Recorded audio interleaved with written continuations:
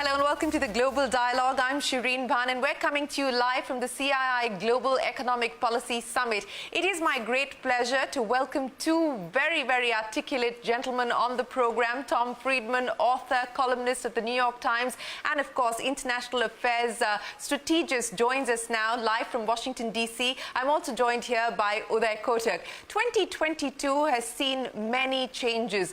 When the world was just recovering from the COVID-19 pandemic, there was a fragile recovery underway, and then we saw the Russia-Ukraine war break out, leading the world into a food and energy crisis. The climate crisis continues to be an issue that we are currently grappling with. There are, of course, other factors to contend with. A much more insular China, veering between a zero-COVID policy to now trying to reopen its borders and its economy. In the midst of all of this, India has been relatively resilient. The Indian economy continues to grow at about 7%, and the expectation is that while inflation is high, it is under much better control than what we are seeing in the rest of the world. So what does the future look like? What will 2023 hold? Joining me now are these two gentlemen. Tom Friedman, always a pleasure.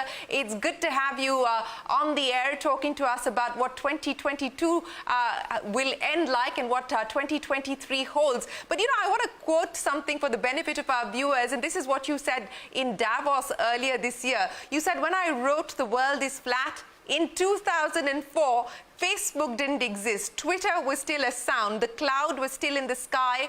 4G was a parking space, LinkedIn was a prison, applications were what we sent to college, big data was a rap star, and Skype was a typographical error. The world has changed significantly since 2004, and we've seen some fundamental shifts through the course of the pandemic and through 2022. If I were to ask you to look back at the year gone by, we're almost in the last lap of 2022. Mr. Friedman, what would you say have been the biggest surprises, the most unusual developments that will shape the way things will pan out from here on?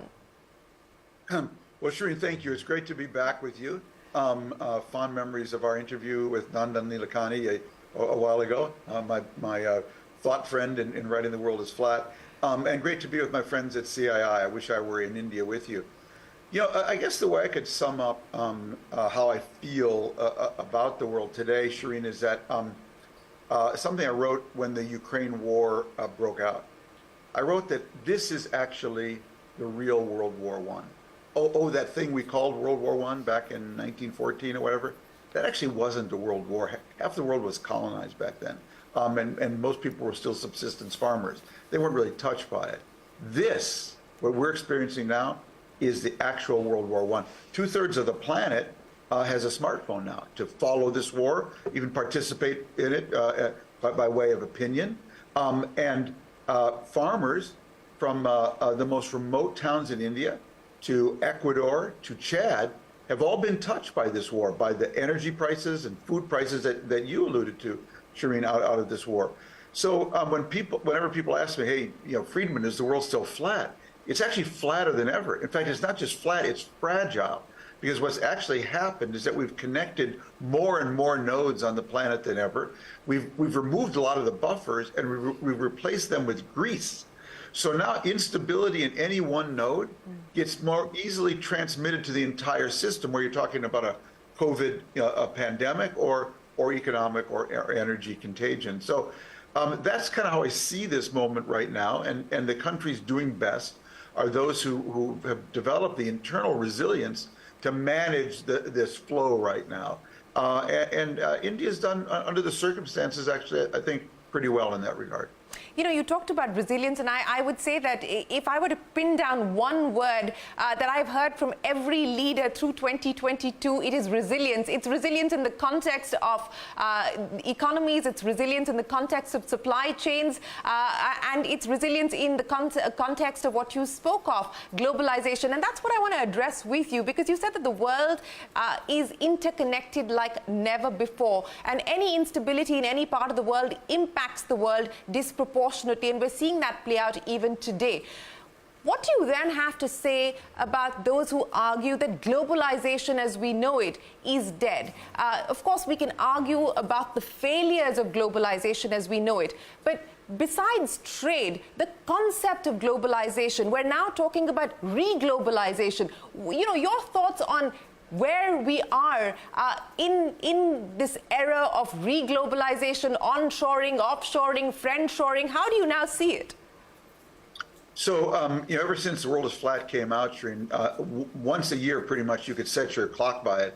Somebody wrote a book or an article telling me that the world wasn't flat and globalization was over. If I had a nickel, in fact, for everyone, I'd be a wealthy man today. Get over it. The world is connected because people want to connect, because the technology enables them to connect. People want to connect. Girls just want to have fun, okay? And as a result of that, in fact, well, just think about what we're doing right now. It's as if we're in the same room. Of course, I'm thousands of miles away. People confuse globalization with trade. Guess what? Economists don't own the definition of globalization. So they define globalization as trade and financial flows. If they're up, globalization is alive and well. And if they're down, globalization is over. That's not how I actually defined the term in The World is Flat. What I argued in The World is Flat is globalization is about the ability to act globally. And most importantly, not just as a country, not just as a company, but what was new about what I saw in India was the ability to act globally as an individual now. People can compete, connect, and collaborate individually now on more things in more ways for less money than ever before. That is actually getting more and more enhanced. Now, the financial and trade flows will go up and down. And so you raised the question of re-globalization. There is no question that we are readjusting, we, the United States, our relationship with China now, which was a huge engine of globalization. And there's going to be people are bringing supply chains either home or redistributing them. Apple is going from China to India. Apple is going from China to Vietnam. Does that mean globalization is over? No, as you said, it's being reshaped. It will always be reshaping and adapting according to political currents. But the ability to connect, compete, and collaborate globally, that's getting enhanced by the technology more and more, and also, Shereen, by the climate. The climate change is pushing us together through migration closer and closer than ever before. Yes, Mr. Kotak, I want you to come in on this aspect of globalization. And as Tom Friedman said, you know, trade will come up or trade will go down. What is very clear is that there is a reshaping of equations at this point in time. To look at the world from a geo-economic lens in the context of what's happening with various geopolitical pressures, pain points, friction, as a business leader today, of course, it adds complexity to commercial decisions, to business decisions. But how are you seeing this reshaping, and what will it mean for an economy like ours? Shereen, I think geopolitics has become a lot more a key factor in economics than ever before. And if you looked at financial markets pre-February 24, 2022, it was a different world. Financial markets generally ignored geopolitics, and post-February 22, it's now center stage. And therefore, we need to look at financial markets, economics in the context of the changing geopolitical order. And it is here that I believe when we look at the world as a whole, there are parts of the world which are much less affected by some of the impact of Russia, Ukraine, and other factors. US, I think, is one of the most self-sufficient countries in the world. It has got its complete military capability. It has financial power with the dollar as the reserve currency. And in addition to that, it is self-sufficient in food and fuel. Therefore, even if things went wrong with the rest of the planet, the United States of America is fine. However, I can't say the same thing about the European continent now. And I think one of the biggest pressure points in the 2022 and beyond is going to be Europe. And many of us from India would love to go to Europe for holidays, but as a business destination, Europe will have to do a lot to come back to center stage. And of course, that brings China. China is a very different situation, and India has its own challenges, and India and US are on the same page from a geopolitical point of view vis-a-vis China. And finally, if you look at the other areas, which is, say, the United Kingdom, At some point of time, you got to ask, should we call it the Great Britain or Little England? It's changed. And therefore, the whole dynamics of the world, as we have known for a long time, have changed. And I genuinely believe India has a much greater ability to play a bigger role. And the United States continues to be the dominant force in the world. Many important aspects that you've brought to the table, Mr. Kotak. Let me get Tom Friedman to respond to some of those issues. Let's pick up on Russia. And in one of your recent columns, Mr. Friedman, you talked about a pariah Russia as being a significant geopolitical threat. You also talk about the fact that you believe that Putin is assembling an energy bomb, which you believe he's going to unleash during Christmas. Now, what exactly is the view as far as the Russia-Ukraine war is concerned, the options now before the world, before Putin, before Ukraine, 10 months on, there doesn't seem to be any end in sight? Yeah, unfortunately, President Putin seems to put himself up a tree, basically, Shereen. He can't win, he can't lose, and he can't stop. That is, it's pretty clear now Russia does not have the military power, literally the armaments, to defeat Ukraine in the sense of occupying the capital and taking over the country. He cannot win in that sense. But politically, Putin can't lose. He can't afford to lose because he has lost somewhere between 80,000 and 100,000 killed and wounded in Ukraine. He has lost thousands of tanks and other forms of military equipment. He's expended, thousands of rockets and rounds of artillery, and he has very little to show for it. And he can't afford to end the war, therefore, by saying, I took us on this incredibly crazy enterprise, and I got nothing for it. So we're all, Shereen, when a war like this starts, you ask yourself as a columnist, I do, where should I be? Should I be in Kiev, Lviv, Warsaw, Berlin, Brussels, Washington, Moscow? Where should I be as a columnist to cover this properly? Well, there's always only been one place to cover this war from, and that's inside Vladimir Putin's brain, because basically it's all combusting there in his head. And he shared his war plans with very few people. I would defy you to tell me right now, today, 8-9 months into the war, what it's about. What is his goal? Is his goal to occupy Kiev? Is it just to annex part of Russia, about part of Ukraine? To this day, we don't even know what it's about. So when you don't know where you're going, any road will get you there. And it seems to me Putin's lost on this road. And my fear is that he's going to turn Russia into a giant North Korea, only with 11 time zones and 5,000 nuclear weapons.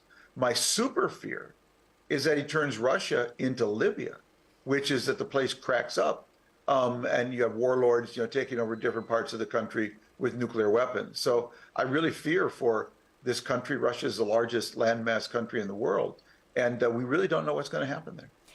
Mr. Kotak, in the context of not knowing what's going to happen as far as Russia is concerned, and if this is in fact going to play out to be a protracted war, we've just seen a recent escalation, the impact of that on the energy market, on the food market, on interest rates. While we have relatively done okay so far, the Indian economy, but if this were to be a long, Tom Friedman fears that this could be one of the forever wars, for instance.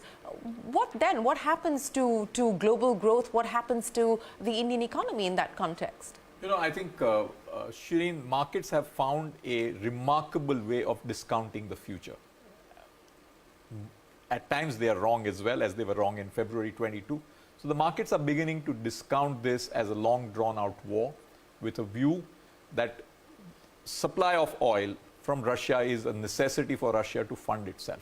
And there will be different ways through which this supply will continue to happen, and therefore the energy markets will not be starved of this supply. That is the current bet. If you look at the price of oil in the last few weeks, most of us feared winter and assumed that the price of oil will be 120, 130, 140. It's below 80. It's below 80. And therefore, one of the things we got to keep in mind is markets have a way of discounting, and if energy is so crucial for Russia and most of Europe continues to be dependent on energy, I would be very surprised if that gets cut off. However, the picture which Tom has presented, that is something which is frightening.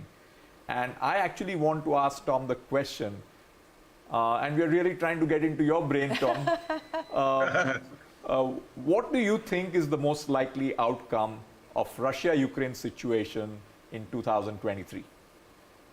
So if I were in your position as a global businessman trying to game this out, I think the most likely, not the most certain, but the most likely outcome is a frozen conflict.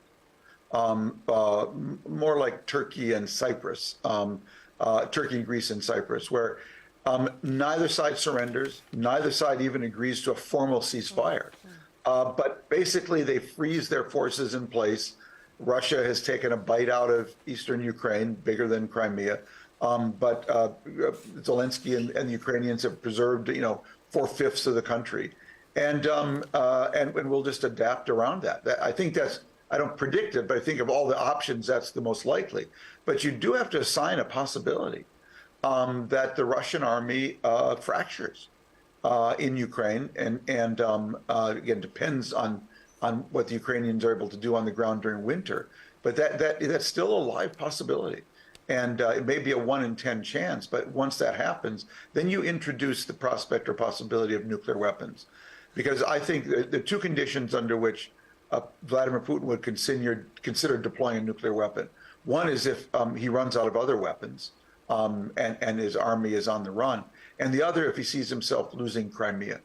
I think for him, Crimea is an absolute nuclear red line that he can't afford to lose Crimea. So we still have a very unstable situation. A very unstable situation, and we don't even want to go down the road of thinking about the use of nuclear weapons. Yes. It is just too horrific a thought to consider at this point in time. But let me move the conversation away from Russia and Ukraine and address the other issue, and that is the issue of China. In one of your columns, you said that if you had to put down for 2022, the most significant development that the world has seen, that would be Czechsit. And you talked about what's happening with China, making a break from what it's been on the journey over the last 4 decades of trying to integrate with the world, integrate much more with the West, and now move much more insular. In light of what we've seen happen in the last few days with the public protests, unusual for China, with China now having to say and acknowledge that, look, we're reopening, zero COVID might still be a thing on paper, but clearly they're moving away from that. How do you see China playing itself out, not just domestically, but also with the world in 2023? Well, Shereen, what's going on in China is a giant development, and I know Mr. Cordo would agree. Basically, I see U.S.-China relations between 1979 and 2019 as an epic. Those 40 years. It was an epic of unconscious integration. We became deeply integrated economically and even socially with China. American China over those 40 years became the real one country, two systems, not China, Hong Kong, or certainly one economy, two systems. And that is not, and that drove so much of globalization, and it helped bring hundreds of millions of people out of abject poverty in China and in India and around the world. That 4-decade period is over. Maybe it's just temporarily over. Maybe it's permanently over. But when you think about what President Xi Jinping has done, China today is so much more open, Shereen, than it was 40 years ago. And it's so much more closed than it was 10 years ago. China's made a U-turn backwards. And it's having huge implications for China. And it's having huge implications for the world. That if you talk to major American multinationals, their basic approach when it comes to supply chains, when it comes to China, is what they call ABC, anywhere but China. Anywhere but China. That doesn't mean they're going to pull out their relationships in China, that they're going to uproot their supply chains there. But if I'm going to add somewhere now, my instinct as a multinational is not to double down in China. And you see that with Apple announcing how they're going to reduce their footprint there. That is long run really problematic for China. And that's a product of things that I think, mistakes that President Xi Jinping has made. And so, we live in a world today where to make anything complex, semiconductors, for instance, I'm going to pluck a hair from my head, Shereen. You can't see it all the way here to Washington, but this hair I'm holding in my finger is actually 80,000 nanometers. Okay, we're making microchips now with transistors that are 5 nanometers, 7 nanometers. In order to do that, the physics of doing that, the industrial physics of doing that, require a global supply chain. It requires German lenses, Dutch lithography, Japanese gases, American design tools. It's a global supply chain. And more things, that is true, making more and more sophisticated products. Now, when China cuts itself off from the world this way, what it's basically saying, to put it in basketball terms, is that the Chinese national basketball team is going to play the global Olympic All-Stars forever. Well, good luck with that. I think it's a huge mistake, and it will have huge implications. Well, speaking of the implications, Mr. Kotak, and just to pick up what we heard there from Tom Friedman, that multinationals are now thinking anywhere but China and will look for alternatives to set up manufacturing bases to sort of do business. And one of the alternatives is likely to be India. He brought up the example of the semiconductor industry. India has rolled out a policy to set up semiconductor facilities here. The US has doubled down on that commitment. They've passed 2 legislations and put more money on the table to ensure that there is domestic manufacturing. What will be the global implications in the near term, in the medium term and the long term of a much more insular approach from China? See, there was a time when many of us in India felt that India has missed the bus in manufacturing and we should be focused on services. This China opening and the issues which China is facing actually bring back the opportunity for India to get a reasonable share of global manufacturing capability. And this is something which we must grab at all costs. We in India really need to focus on making the ease of doing business, making things simple, getting this China +1 or China +2 as our strategy. I think Tom mentioned about Vietnam. It's a small little country compared to India. Why is it that they are getting such a lot of share? India should be out there and getting a lot more, and this is where I believe we really need to work as business and government to go all out and woo global manufacturing for alternatives beyond China. And I think it requires a very significant change in our mindsets, in our laws, in our practices to really get this unique opportunity of getting manufacturing back in India. We are at 16% of our GDP as manufacturing. We should be at 20 and above. And this is our opportunity because some other country which dominated the world manufacturing is actually not doing a good job. But against that, we also got to keep in mind the point which we started with, which is resilience and what is a principle of self-reliance. Most countries are moving to saying that we want a basic level of ability to support our economy in our geography. So some of this will go back home in the respective countries and respective manufacturing. But there is still a share which will come beyond their home markets in terms of development. And we must get more than a fair share of this. And for that, India needs to be competitive. We need to figure out what we can do to really use this opportunity to fill our $120 billion a year gap on current account. Unique opportunity to dramatically up our game. You know, since you're talking about upping the game, and you also talked about the fact that we will likely see a reshaping of equations. Janet Yellen was here in India and she talked about friend-shoring. Let me ask you that, Tom Friedman. You know, bilateral agreements, trade agreements between countries like India and the US, doubling down on investments between the two countries, the government sort of bolstering the efforts, giving more momentum to further deepen this relationship. How much of that do you see playing itself out in the context of what's happening in China in 2023? Yeah, I mean, I so agree with what Mr. Cordes said, that this is a great opportunity for India. It's a multi-sectarian democracy. It has its flaws, just like America has its flaws, but it's basically tilted in the right direction. I think what's missing is that plug to plug efficiently into the global economy. And that's about infrastructure, it's about regulations that make it a really easy decision to flow investment opportunities into India and to flow profits out.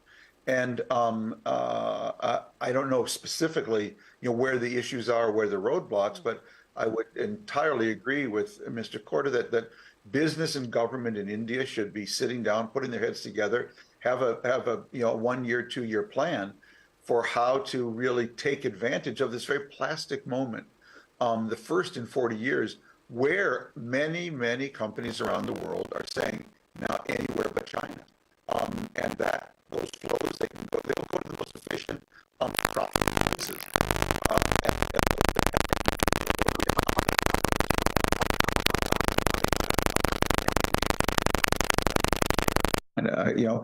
If China were opening up and on the path that it was on a trajectory to more and more sort of economic reform, I would certainly be encouraging that. But that's not the path they're on. And when a country like China, it's a giant super tanker, changes direction like that, it creates a lot of waves and opens a lot of opportunities for others.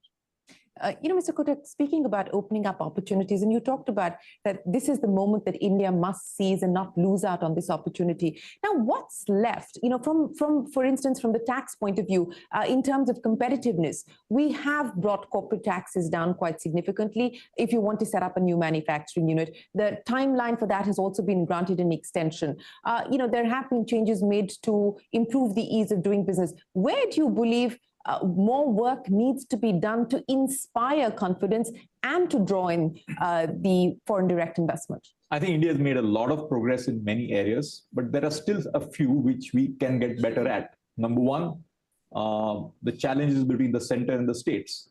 So the center is extremely welcoming. A lot of companies come down to India and then decide to set up their plants in different parts of the country.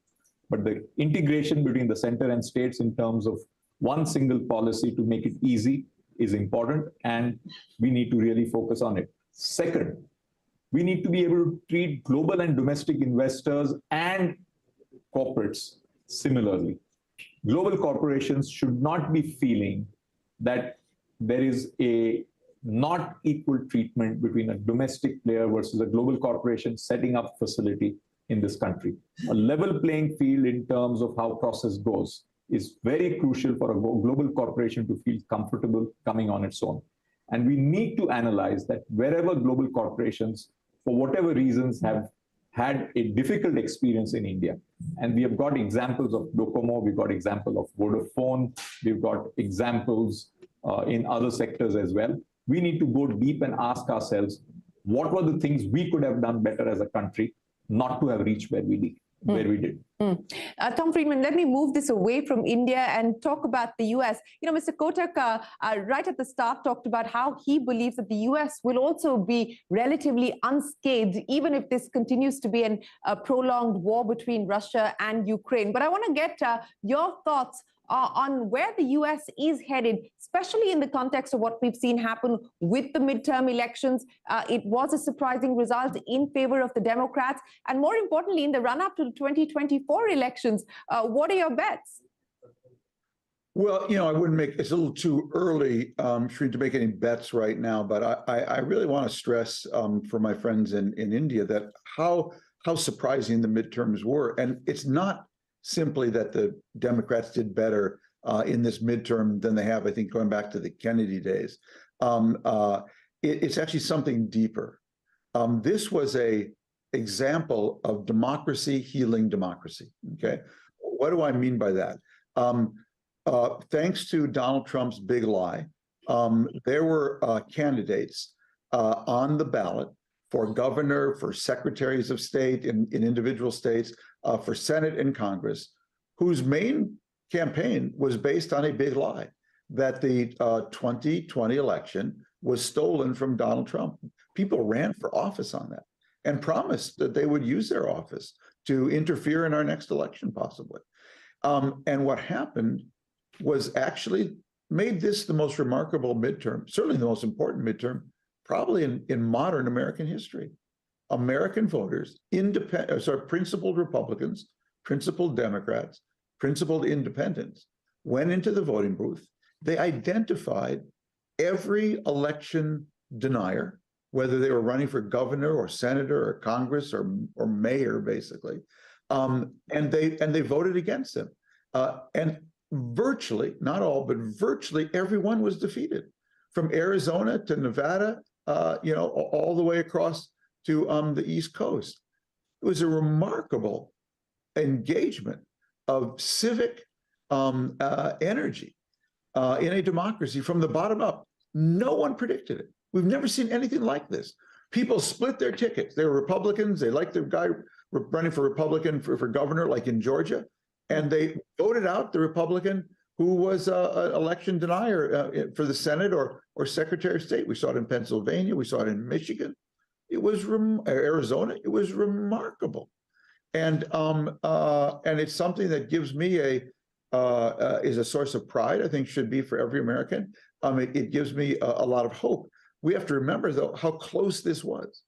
Sometimes people won by 10,000 votes. Okay, so it was a close run thing, but it was a remarkable assertion of citizens using democracy to cure and save democracy. Very important. Yes, very important indeed. But Tom Friedman, you said it's too early to place bets yet, but Donald Trump, do you believe that he's likely to run, given the way that the results have panned out? Well, Trump's already announced that he's running. Yes. I think what you're really saying, does he have a chance to win? First, the Republican nomination, and then the actual presidency. Look, one should never rule out Donald Trump. He's proven to be extremely resilient. But basically, Trump has visited electoral disaster on his party now in 3 straight elections. The previous midterm, then the last in 2018, the 2020 election, now the 2022 election. Republican candidates have lost all 3 at a time when they were not up against strong Democratic candidates.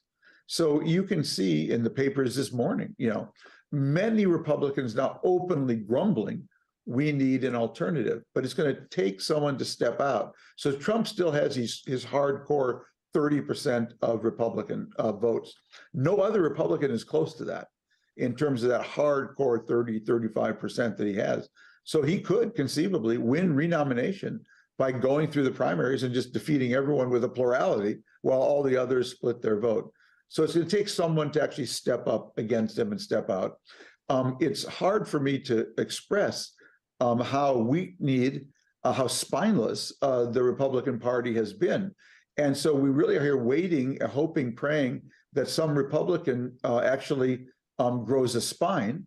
And that's a hard thing to do, we know from biology, but and actually takes Donald Trump on the way Liz Cheney was ready to do. But it's going to take you cannot beat something with nothing. And right now the Republicans have nothing. And so a very flawed Donald Trump, who's visited 3 straight electoral defeats on them, is still, if you're betting, you have to bet on him, at least to be the Republican candidate. Yes, well, that's what it seems like at this point in time. Mr. Kotak, end of 2022, as we start 2023, the possibility of recession in at least large parts of the developed world. What's the outlook that you have as far as global growth is concerned? And what are you going to be watchful of? I think global growth, we really got to see first what happens to the United States and where does the Federal Reserve end in terms of interest rates. I think Europe itself right now is looking very weak with high inflation, and I think a possible recession already on the cards. Therefore, India, from an Indian point of view, I think this is a great opportunity. While we'll have a slower growth on exports, I think the domestic economy is still chugging along. As you said, we will do 7% for this fiscal year ending March 23. And I would like to hope that we do at least 6+ next year. We will have challenges. I think we have also got to watch what happens to China and what China does with its COVID policy and how it takes it forward. So in my view, I think America has a good chance of a reasonable possibility of a soft landing. Europe, I'm not sure.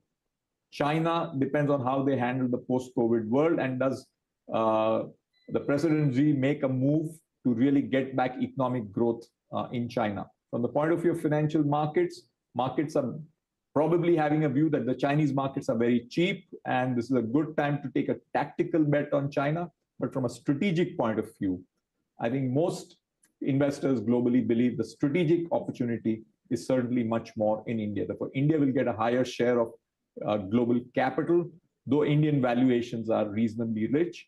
I'm actually a believer that this is India's game to lose. We have to do things right on our side, and if we do it, this game is ours to take bigger share of the global economy going forward. Well, that seems to be the consensus at this point in time. Tom Friedman, I'm going to give you the final say.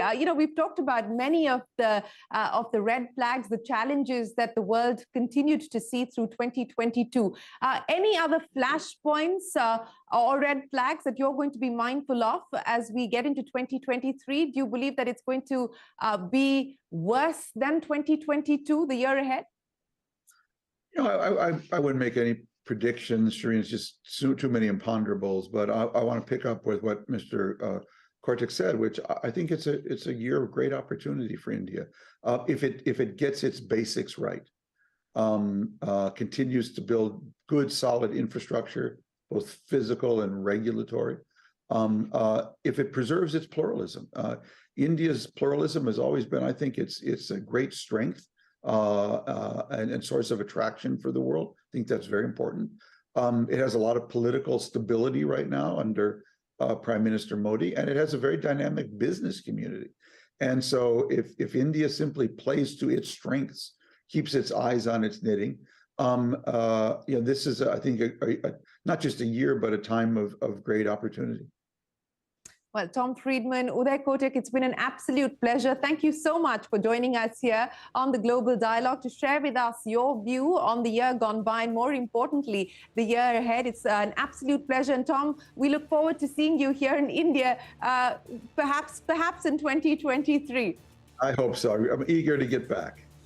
Well, thanks very much. On that note, it is time for us to wrap up this special edition of the Global Dialogue. We'll take a break. There's a lot more coming up. Don't go anywhere. We're back in a moment.